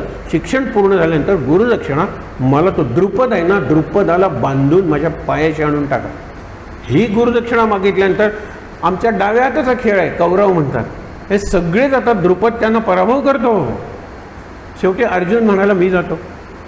त्याला बरोबर कुणीतरी हवं म्हणून भीम जातो आणि दोघंजण जाऊन अर्जुन आपल्या अस्त्राच्या पाश असतो ना, नागपाश, बंधन वगैरे करायचं, बांधून घालतो आणि भीम उचलत असेल द्रुपदाला, आपटतात त्याला आणून द्रोणाचार्यांच्या पायाशी. द्रोणाचार्यांचं तुम्हाला माहीत आहे, त्यांची प्रतिज्ञा आहे. ते म्हणाले सोडा त्याला, आता त्याचं राज्य आहे ते माझं झालेलं आहे, अर्ध राज्य त्याला दान, अर्ध राज्य माझा मुलगा अश्वत्थामा त्याला. बघा, आणि एक गाय मात्र मी निवडणार आहे, बाकीच्या सगळ्या गायी तुम्हाला सगळ्यांच्या देखत सांगतो. एका ब्राह्मणानं एका क्षत्रियाला गोदान केलेलं आहे, समजा तो झाला. तो प्रसंग तिथे संपला. आता सगळ्यात याचा द्रुपदाचा एवढा अपमान झाला, तो म्हटला मी राज्यात जाऊ कशाला, राज्य दान दिलेलं आहे मला. हे लक्षात घ्या की ही कथा तुम्हाला माहीत नसेल. तर तो म्हणाला मी उपासना करतो. त्याला दोन तिथे भाऊ असतात, त्यांचे जवळजवळ असे असतात यज आणि याज. निर्णया ठिकाणी निर्णय उपयज वगैरे अशी नाव दिलेले आहेत. आपण यज आणि याज, यज मोठा आणि याज लहान, हे दोन्ही यज्ञच आहेत. यज्ञ करणारे याज्ञिक आहेत दोघे. पहिल्यांदा हा यजाकडे जातो आणि यजाची सेवा करतो. एका वर्षानंतर यज म्हणतो, मी प्रसन्न झालो हे द्रुपदा, तू सेवा केलीस राजा असून माझी, तुला काय पाहिजे ते मी देतो. तो म्हणाला असा यज्ञ कर की त्या यज्ञातून एक पुत्र जन्मेल आणि जो द्रोणाचार्यांना ठार मारेल. कसला हा तामस यज्ञ आहे बघा. ते म्हणाले असला यज्ञ मी नाही करणार. हा तुम्ही एका तेजस्वी द्रोणाचार्य नाही म्हणलं तरी ब्राह्मण, त्याला मारायला पुत्र यज्ञातून निर्माण करायचा मी नाही करणार. पण तू माझी सेवा केलेली आहेस म्हणून मी तुला सांगतो, माझा जो भाऊ याज आहे ना तो हा यज्ञ करेल. त्यावेळेला द्रुपद प्रश्न विचारतो, तुम्ही करत नाही आणि तुमचा भाऊ करेल कशावरून? मग तो लहानपणीची गोष्ट सांगतो ती ऐका. हे दोघे जण भाऊ पोहायला गेले होते. खूप पोहले, भूक लागली, घर जरा लांब आहे. यज पहिल्यांदा जात होता मोठा भाऊ आणि याज लहान. समजा जात असताना वाटेत त्याला एक फळ पडले, सुंदर फळ पडलेलं आहे. त्यांनी इकडे तिकडे बघितलं, कुणी त्या फळाला वाली नव्हता. त्याच्या मनात क्षणात विचार आला, खाऊया का फळ? भूक लागलेली आहे, वाटल्यास अर्ध धाकट्या भावाला देऊया. पण तो म्हणतो जी गोष्ट माझी नाही ती कुणालाही न विचारता घेणं ही चोरी आहे आणि चोरी मी करणार नाही, कारण त्या चोरीमुळे माझं जे ज्ञान आहे ना त्या ज्ञानाला ग्रहण लागेल. म्हणून तो निघून जातो. हा याज येतो मागून. हा धाकटा भाऊ नंबर दोनची मुलं जास्त प्रॅक्टिकल असतात. तो इकडे तिकडे बघतो, येणाऱ्या जाणाऱ्यांना विचारतो, कुणाचंही फळ नाही म्हटल्यानंतर फळ खायला लागतो. अजून याज का येत नाही म्हणून यज मागे बघतो, तर हा सुंदर फळ खातोय. नंतर त्याने विचारलं, ते फळ तुझं होतं का? नाही माझं नव्हतं. पण ते कुणाचंही नव्हतं. मी सगळ्यांना विचारलं, मी बघितलं ते फळ असलेलं झाड आजूबाजूला एकही झाड नाही. पण फळ मोठं होतं, पक्षाच्या चोचीतून पडलं असंही नाही. सगळ्यांना मी विचारलं, मी हे केली घोषणा, हे फळ कुणाचं आहे का? हो नाही म्हणले, मी खाल्लं. म्हणून म्हणाले स्वतःचं नसलेलं फळ खायला माझा धाकटा भाऊ तयार आहे, म्हणून तुम्हाला यज्ञातून द्रोणाचार्यानं मारणारा पुत्र. दक्षिणा जास्त मागेल कदाचित, दक्षिणा द्या जास्त, तुम्हाला काही कमी आहे. आता याजकडे तेवढीच सेवा केली द्रुपदानी, त्यांनी यज्ञ केला. हा सुद्धा पुत्र कामेष्टी, पुत्र काम इष्टी, इष्टी म्हणजे यज्ञ. पुत्र कामेष्टी कोणी केला होता? दशरथाने केला होता. त्याला मुलं पाहिजे होती, ह्याला एकच मुलगा पाहिजे. यज्ञाचे मंत्र म्हणायला लागल्यानंतर त्या यज्ञातून पहिल्यांदा एक तेजस्वी स्त्री बाहेर आली, ती द्रौपदी. द्रुपदाची मुलगी म्हणून द्रौपदी, पांचाल राज्याची कन्या म्हणून पांचाली आणि यज्ञातून जन्मली म्हणून याज्ञसेनी, ही 3 नावं दिला. अत्यंत तेजस्वी. पण तुम्ही मुलगा मागितला होता, आपण मंत्र चालू ठेवा. आणि नंतर रथ घेऊन मुलगा येतो आणि त्याला एकच काम आहे की काही केलं नाहीस तरी चालेल, द्रोणाचार्यानं मारायचं. युद्ध ज्या वेळेला होईल त्यावेळेला. म्हणून पांडवांनी आपल्या सैन्याचा सेनापती या दृष्टद्युम्नाला बनवलं होतं. कारण 5ही पांडवांनी सांगितलं द्रोणाचार्यांना मी मारणार नाही, कारण द्रोणाचार्य आमचे गुरु आहेत. भीष्माचार्यांना मी मारणार नाही, कारण ते आमचे आजोबा आहेत. यांनी सांगितलंच होतं. पण दृष्टद्युम्न म्हणला मी द्रोणाचार्यांना मारण्यासाठीच जन्मलो आहे. आणि पुढे दृष्टद्युम्न त्यांचं डोकं उडवतो. तो प्रसंग आपण युद्धाच्या वेळेला बघूया. पण हा प्रसंग बघा, आता द्रुपदाच्या मनात काय यावं. आता आपण द्रौपदीचं स्वयंवर ठरवलंय. अर्जुन जावई झाला असता तर बरं झालं. ज्या अर्जुनाने हे शिकण्यासारखं आहे. ज्या अर्जुनाने मला धरून हे केलं, अरे पण तो गुरुदक्षिणा देत होता. गुरुनी मागितलं नसतं तर अर्जुनाने कशाला दिली असती. पण अर्जुन किती शूर आहे, अर्जुन किती तेजस्वी आहे. ही जी यज्ञातून निर्माण झालेली याज्ञसेनी, तिला अर्जुनच पाहिजे. पण अरे रे, अर्जुन सगळे वारणावतात, हे सगळे जळून मेले. सगळीकडे तीच गोष्ट असते त्यावेळेला की 5 मुलं आणि एक बाई आई, ते आले होते त्या लाक्षागृहात आणि यांनी टनल बांधलं पलीकडच्या गावापर्यंत आणि भीमानी आग लावली घराला. जरा आग लावल्यानंतर सगळं घर हायली इन्फ्लेमेबल मटेरियल म्हणतात ना, त्यांनी ते बांधलेलं होतं आणि हे टनलमधून गेले. दुसऱ्या दिवशी 5 पुरुषांची प्रेतं आणि एक स्त्रीचं प्रेत मिळाल्यानंतर सगळीकडे कळलं, जाहीर झालं की पांडव आणि कुंती मेले. कुंतीला मारायचं नव्हतं, पण जाऊ दे ना, पांडव मेले, कुंती मेली. धृतराष्ट्रांनी काल सांगितलं, भयंकर त्या आंधळा माणूस तो एवढा रडला, खोटं होतं होते सगळं. पांडव मेले नव्हतेच. कृष्णाला कळलं होतं पांडव मेलेले नाही, पण पांडव आहेत कुठे. त्याला वाटलं होतं की हे जे 5 भाऊ भिक्षुकाच्या वेशात आहेत, त्यांनी वेश कुठला घातला. ते आले बिळातून, एकचक्र कुंभाराची नगरी, आणि त्या नगरीत हे राहिले होते एका कुंभाराच्या घरी. काल तुम्हाला सांगितलं कुंभाराच्याकडे रडारड सुरू झाली. आपल्या देशाची काय परंपरा आहे बघा. बकासूर नावाचा राक्षस होता, त्याला रोज एक गाडाभर अन्न आणि एक माणूस जो गाडा घेऊन जायचा अन्नाचा त्याला तो खायचा. रडारड सुरू झाली. मागच्या बाजूला पांडव राहत होते. कुंतीने सांगितलं की जाऊन बघ का रडतायत, कुणी मेलंय का. तर त्यावेळेला उलटच प्रकार होता. आज गाड्याबरोबर मी जाणार, मला खाल्लं तरी चालेल. नाही नाही तुम्ही कशाला बाबा, मी आहे ना, मला खाल्लं तरी चालेल. अरे तू अजून तरुण आहेस, मला खाल्लं तरी चालेल. प्रत्येकजण म्हणत होतो मी मरायला तयार आहे कुटुंबासाठी. पण मग तो आला, तर कुंती म्हणाली त्यांना सांग, एक भाऊ आहे माझा भीम, तो जाईल आणि तो खाणार नाही बकासुराला, पण बकासुराला मारेल आणि अन्न बका बका खाईल. हेही लक्षात ठेवा. तो बकासूर आहे, तो भीम बका बकासूर होता, हे म्हणायला हरकत नाही गमतीनं. तो प्रसंग निघला. आता किती दिवस इथे राहायचं, लक्षात येईल त्यांना आम्ही जिवंत आहोत म्हणून. म्हणून आता आपण जाऊया. जायला ते निघाले राहणार. एक मोठा प्रसंग घडला हिडिंब नावाच्या राक्षसाचं. आणि ही राक्षस बरेचसे काय होते, मनुष्याला भक्षण करणारे, कॅनिबल्स म्हणतात ना, नर मांस भक्षक. झोपले होते 5 पांडव. अशा वेळेला या हिडिंब राक्षसाची बहीण हिडिंबा, तिला भीम आवडतो. हे राक्षस वगैरे निरनिराळी रूपं घेतात. भीम उठायची नाही, तिला उठवते. कारण बाकीचे भाऊ उठण्याआधी भीमाला याला सांगायचं असतं की तू मला आवडलेला आहेस, माझ्याशी लग्न कर म्हणून. भीम म्हणाला आमची लग्न, त्यावेळेला द्रौपदी स्वयंवर झालं नाही. याच्या पुढचा प्रसंग द्रौपदी स्वयंवर आहे, कारण हे अजून प्रकट झालेले नाही आहे. द्रौपदी स्वयंवरात ते प्रकट होतात आणि मग हस्तिनापूरला, मग पुढचं महाभारत. पण हे लक्षात ठेवा, ज्या वेळेला मग लग्न लावून देतात हिडिंब आणि हिडिंबा, पण भीम म्हणतो मी माझ्या भावांबरोबर जाणार आहे. ते म्हणते काही हरकत नाही, आपल्याला कुठेतरी जायचं आहे, या अरण्यात काही दिवस राहूया, तू हिडिंबेबरोबर संसार कर काही दिवस. त्यांना मुलगा होतो घटोत्कच. हा घटोत्कच नावाप्रमाणे, ही नावं आहेत ना, नावावर जरी विचार केला तरी चालेल. कच म्हणजे केस, उत्कच म्हणजे उन्मळून पडलेले, आणि घट म्हणजे डोक्याचं मडकं. घटोत्कच हा कायम असा असतो, एकही केस नाही. आणि म्हणून कृष्णाने सांगितलं होतं, ज्यावेळेला घटोत्कच मारला गेला, ते मोठा प्रसंग सुंदर आहे तो. आत्ता मी एका वाक्यात सांगतो तुम्हाला. त्यावेळेला कृष्ण नाचायला लागला, हसायला लागला. युधिष्ठिर बाजूला जाऊन बोलतो, अरे हा भीमाचा मुलगा होता. भीमाचा म्हणजे आपलाच मुलगा नाही का, जसा अभिमन्यू अर्जुनाचा मुलगा होता, पण आपलाच मुलगा होता ना. तो हसतोयस काय. तो म्हटला मी गात नाही म्हणून हसतोय, मला गावंसं वाटतंय. कृष्ण म्हणतो का, घटोत्कच मेल्याचं मला दुःख नाही आहे, अर्जुन वाचल्याचं मला दुःख आहे. कारण अर्जुनाला मारण्यासाठी एक वासवी नावाची इंद्राने दिलेली शक्ती कर्णाकडे होती. तो काय सुंदर प्रसंग आहे तो, त्याच वेळेला आपण बघूया. हा घटोत्कच मरेच ना, लक्षात ठेवा. शेवटी दुर्योधन म्हटला तुझ्याकडे ती शक्ती आहे जरी इंद्राने दिलेली, तो म्हणतो मी ती अर्जुनासाठी राखून ठेवलेली आहे.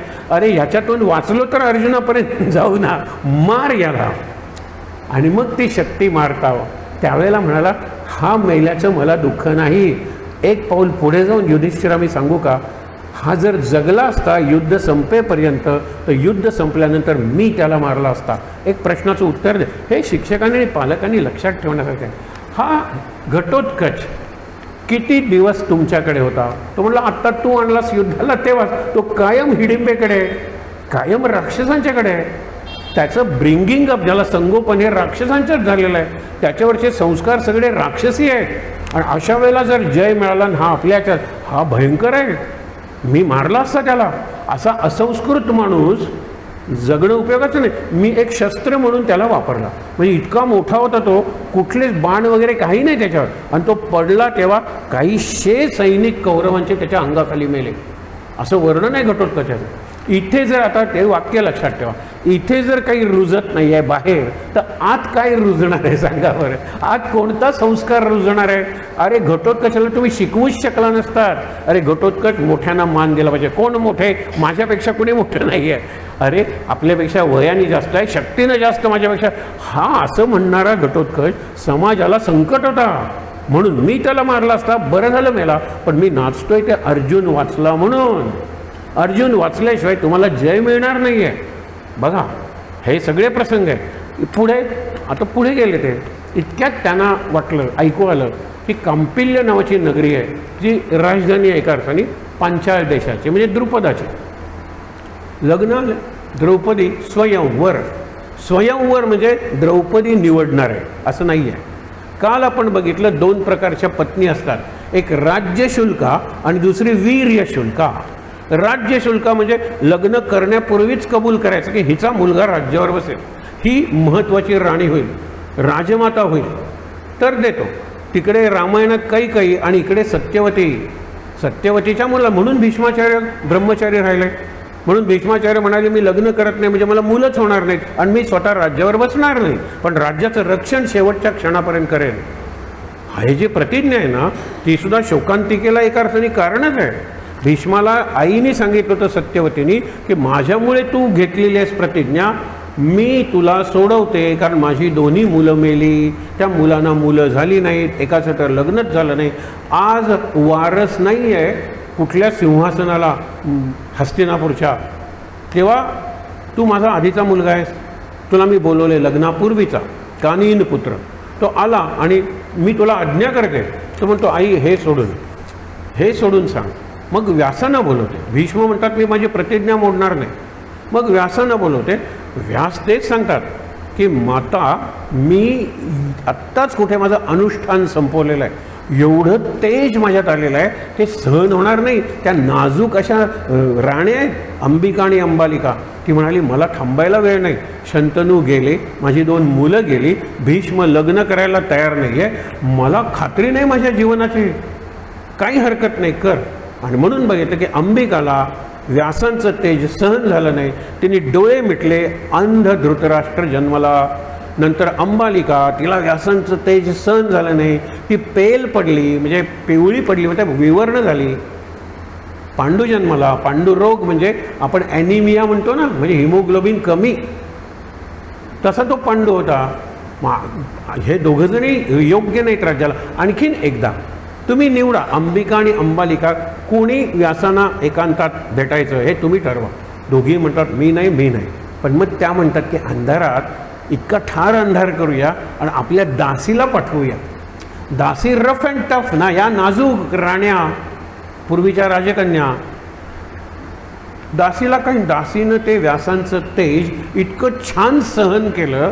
तिला जो मुलगा झाला तो सर्वार्थाने आदर्श होता, पण दासीपुत्र म्हणून सिंहासनावर बसायला योग्य नव्हता.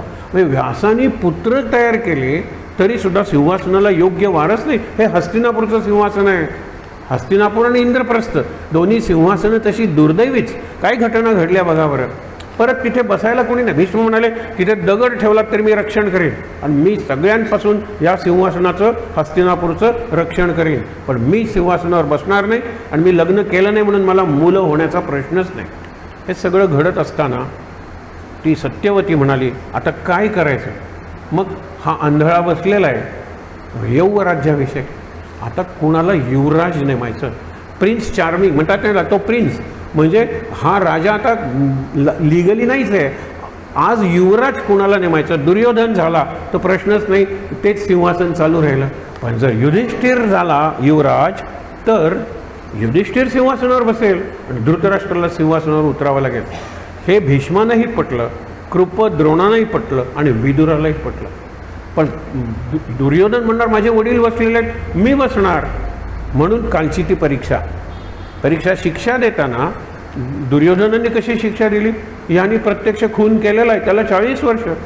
त्यांनी खून करायला पैसे दिलेले आहेत, सुपारी दिलेली आहेत, याला 30 वर्ष. यांनी आपलं, हा सेनापती आहे, आपली हत्यार तलवार दिलेली आहे खून करण्यासाठी, याला 20 वर्ष. आणि जो ब्राह्मण आहे त्यांनी योजना तयार केलेली आहे, त्याला 10 वर्ष. सगळेजण उठून टाळ्या वाजवतात. दुर्योधनाने किती चांगला न्याय केलेला आहे. विदुर म्हणतो की आता ह्याला विचारूया, कुणाला, युधिष्ठिराला. आता युधिष्ठिराचं थिंकिंग आजच्या परिस्थितीला किती योग्य आहे बघा. तो म्हणाला की हा गरीब आहे, ज्याने खून केला तो गरीब आहे, त्याला कुटुंब चालवण्यासाठी काही नोकरी मिळत नव्हती, काही करता येत नव्हतं. ठीक आहे, मी काही त्या माणसाला ओळखत नाही, त्याला मारायचं, तुम्ही मला पैसे देणार ना, बस. त्यांनी मारलं, त्याला 10 वर्ष शिक्षा. ज्यांनी, आता वैश्य आपल्या पैशाने हॉस्पिटल्स उभारायचे, विहिरी खणायच्या, धर्मशाळा बांधायच्या. आपल्या पैशाचा समाजोपयोगी उपयोग करण्याआधी एका माणसाला मारण्यासाठी तुम्ही पैसे देता. वैश्याला 20 वर्ष शिक्षा. नंतर सेनापतींनी रक्षण करायचं. तो कोण आहे? तो क्षत्रिय आहे. तो रक्षण करण्याऐवजी आपली तलवार खून करण्यासाठी देतो, त्याला 30 वर्ष. आणि ब्राह्मणांनी आपली बुद्धी समाजातली हिंसा, समाजातला अन्याय कमी व्हावं म्हणून वापरायची का हिंसा करायचा प्लॅन तयार करण्यासाठी वापरायचे, म्हणून ब्राह्मणाला 40 वर्षाची शिक्षा. सगळ्यांना हे एवढं पटलं, सगळ्यांनी सांगितलं युधिष्ठिराला यौवराज्याभिषेक करा. आता दुर्योधनाचं काही चाललं नाही. युधिष्ठिर युवराज झाला.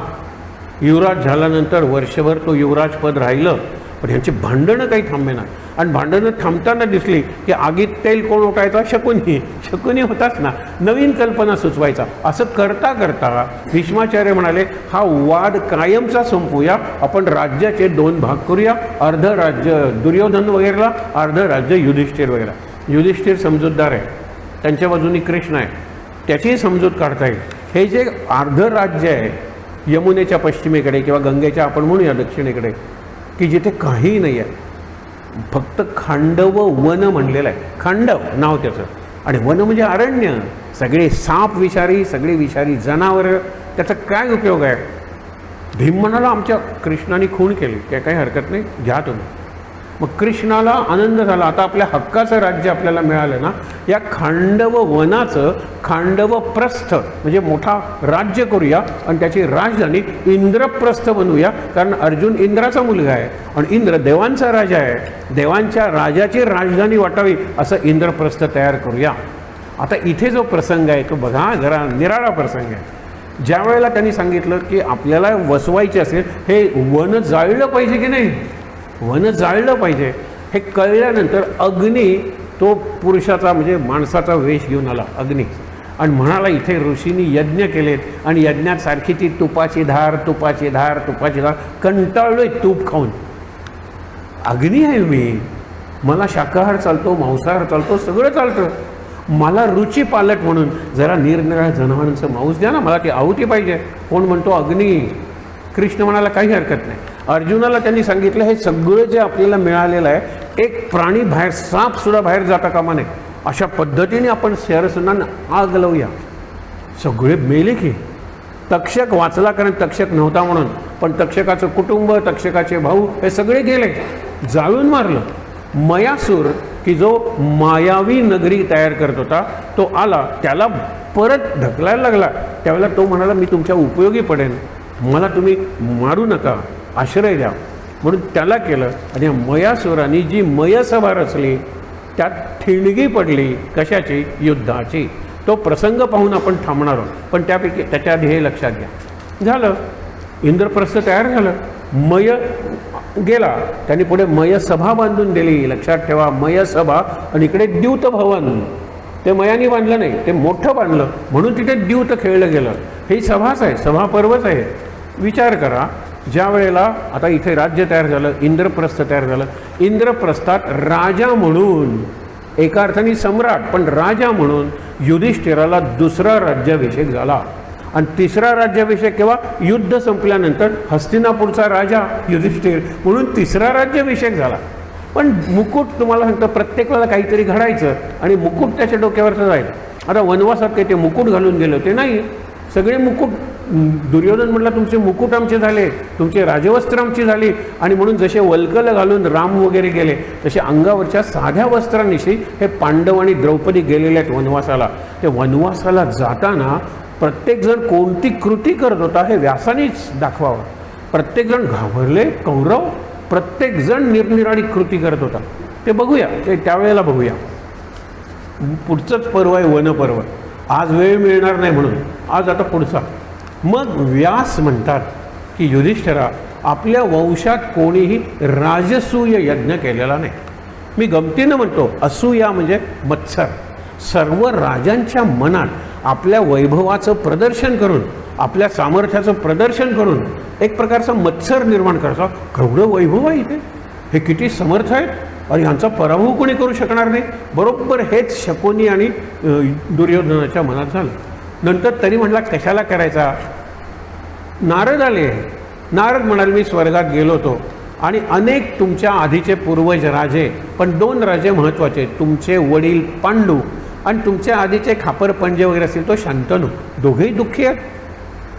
दुःखी काय?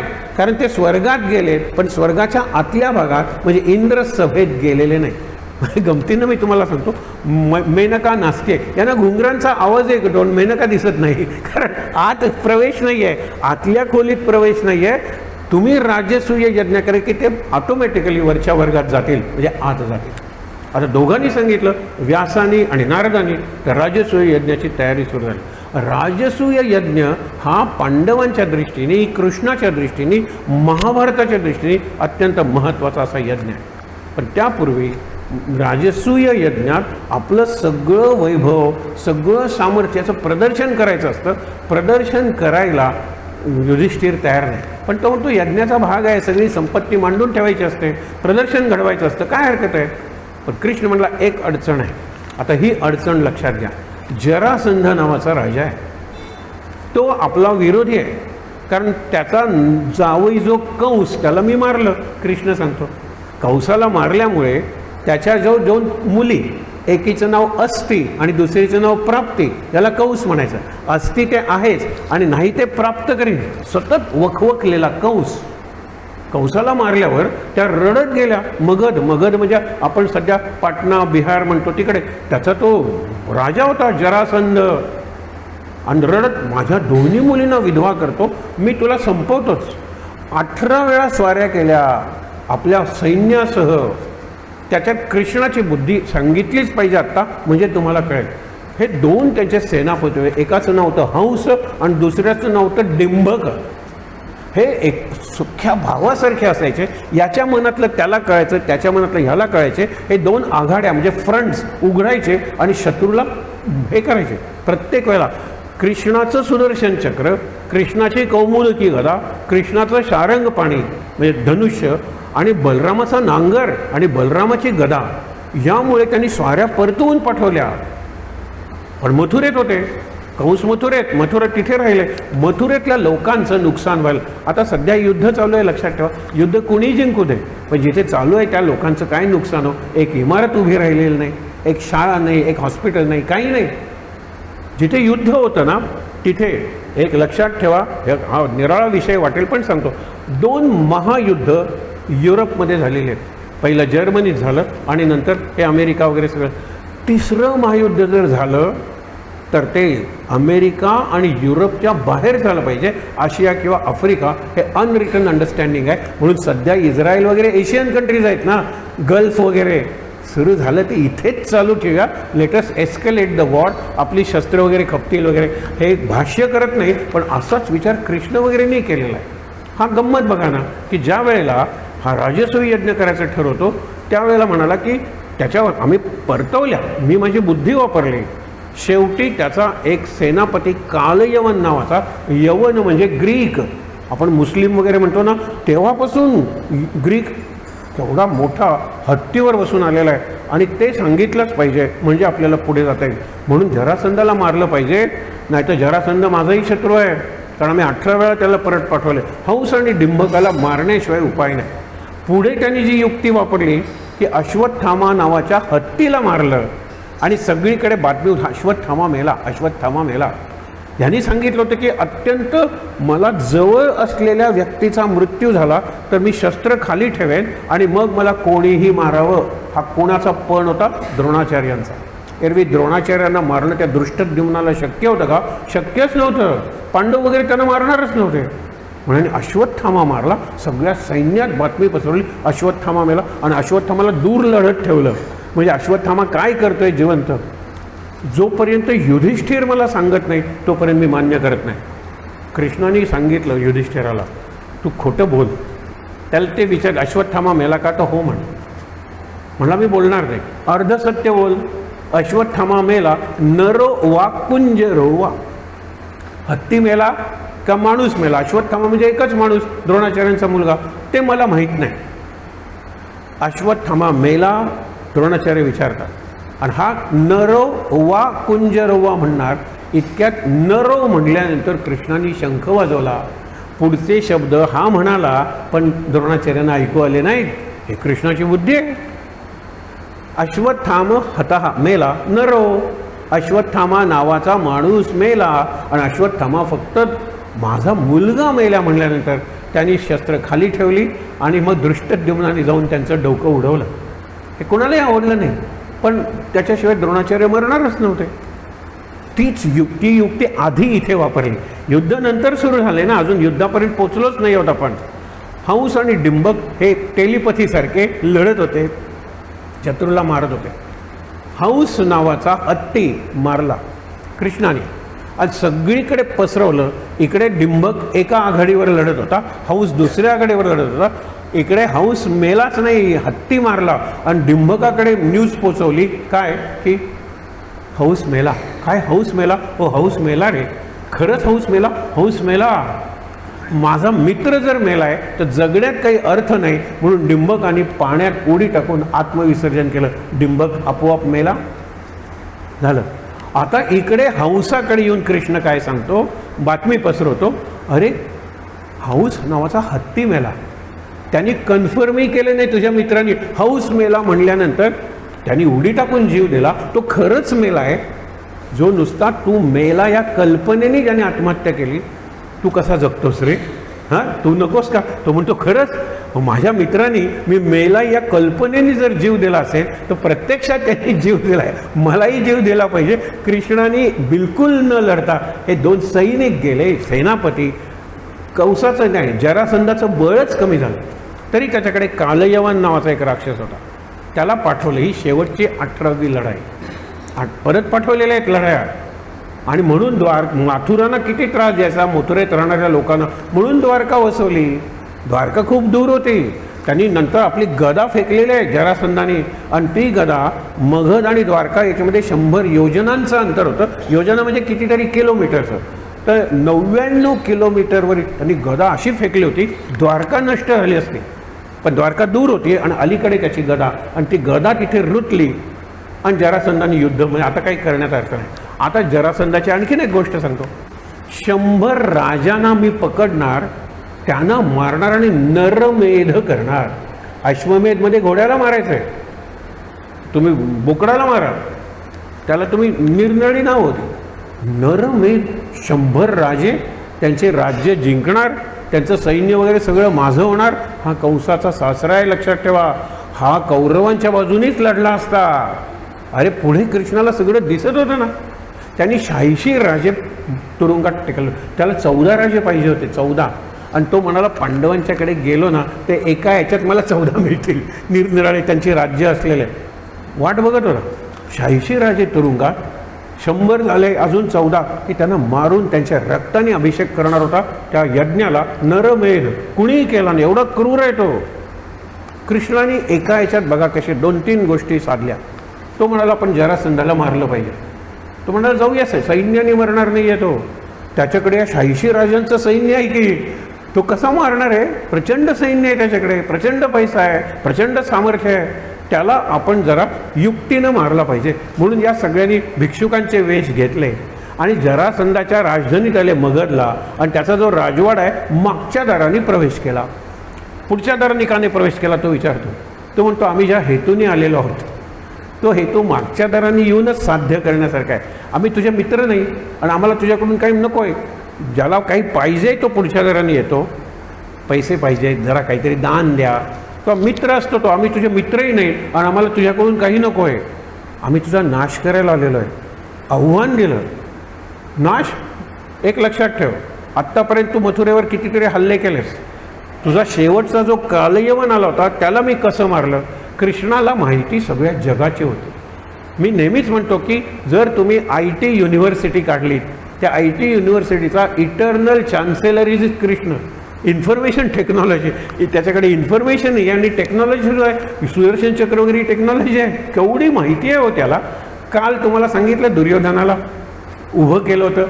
ती म्हणाली तू विवस्त्र माझ्यासमोर उभा राहा, मी माझ्या डोळ्यावरची पट्टी सोडते. इतकी वर्ष पट्टी बांधल्यामुळे माझ्या डोळ्यात तेज आलेलं आहे. मी तुला इम्पेनेट्रेबल बनवते. कुठल्याही शस्त्राने किंवा अस्त्राचा तुझ्या देहावर परिणामच होणार नाही. भीम कशी तुझी मांडी फोडतो ते बघूया. कृष्णालाही माहिती मिळाली. हा पहाटे 2ला गेला आंघोळीला, कोण? दुर्योधन. कृष्ण वाटेत. तो म्हणतो इतक्या लवकर आंघोळ, कुठलं व्रत आहे की काय? तो म्हणला हो जरा व्रत ठेवलं, आता युद्ध आहे, आपल्याला जिंकलं पाहिजे वगैरे. तो म्हणतो नाही नाही, तू का आलायस मला माहीत आहे.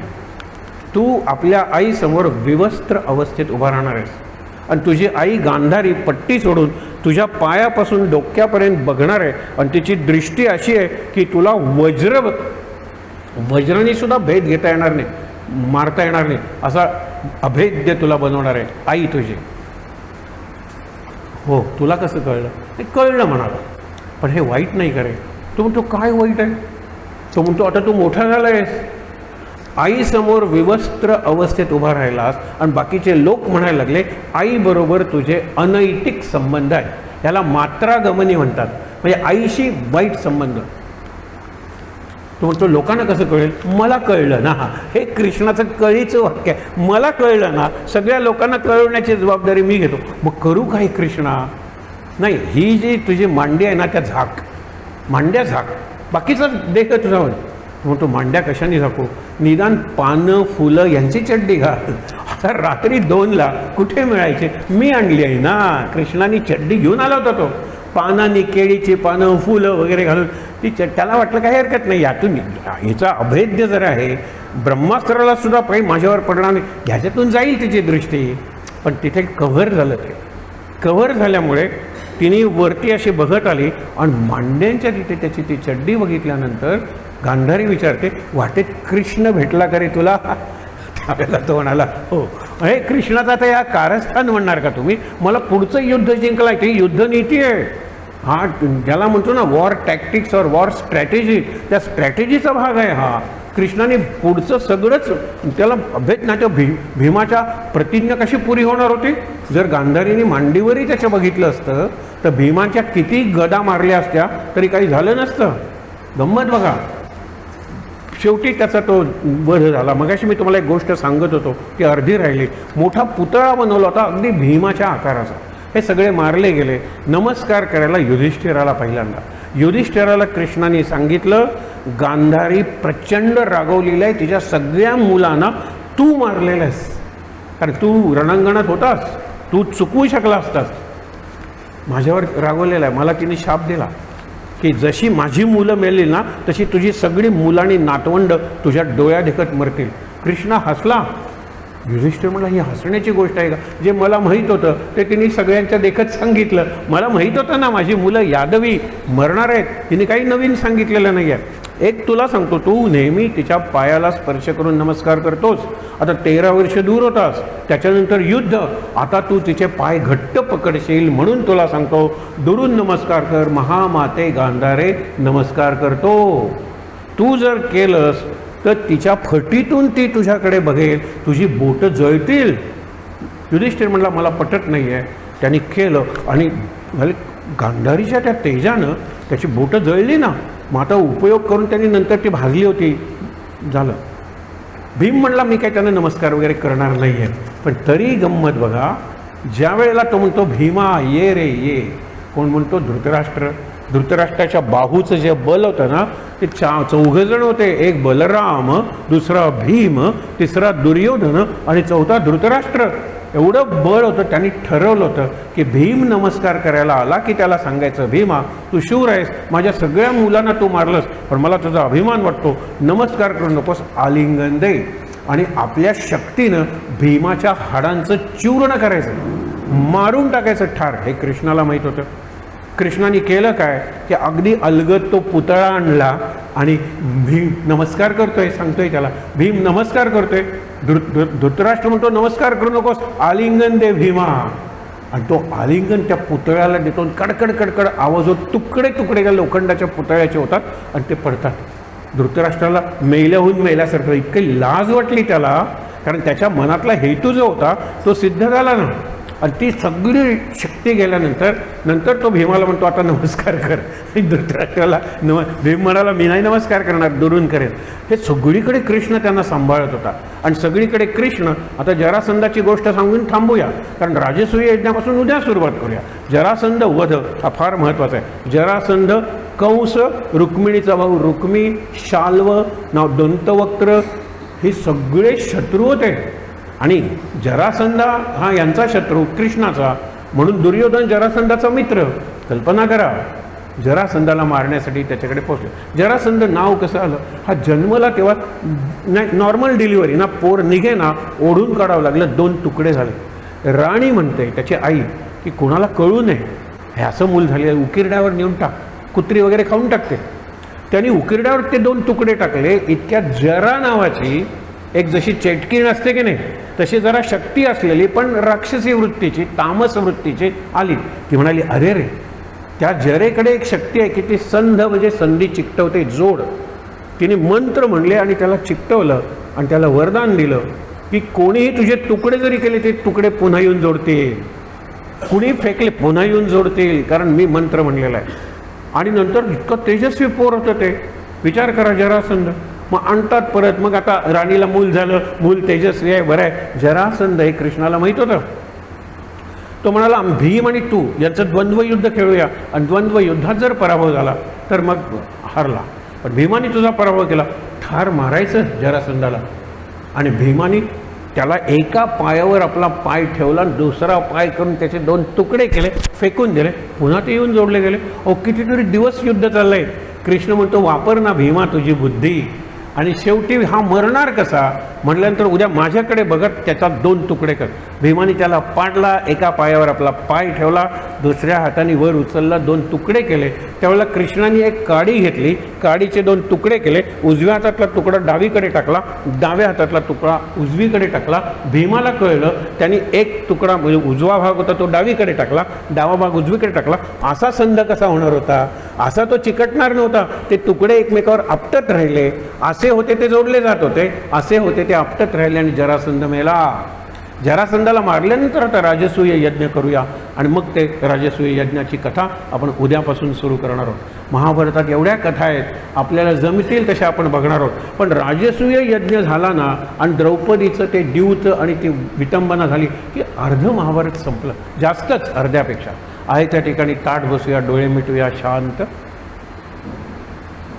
शांतिपाठ. आणि तो श्लोक म्हणायचा आहे सगळ्यांनी बरोबर. सदा सर्वदा योग तुझा घडावा, तुझे कारणी देह माझा पडावा. उपेक्षू नको गुणवंता अनंता, रघुनायका मागणे हेची आता. जय जय रघुवीर समर्थ. ओम सहनाववतु सहनौ भुनक्तु सह वीर्यं करवावहै. तेजस्विनावधीतमस्तु मा विद्विषावहै. ओम शांति शांति शांति. 3दा दीर्घ श्वासोच्छ्वास.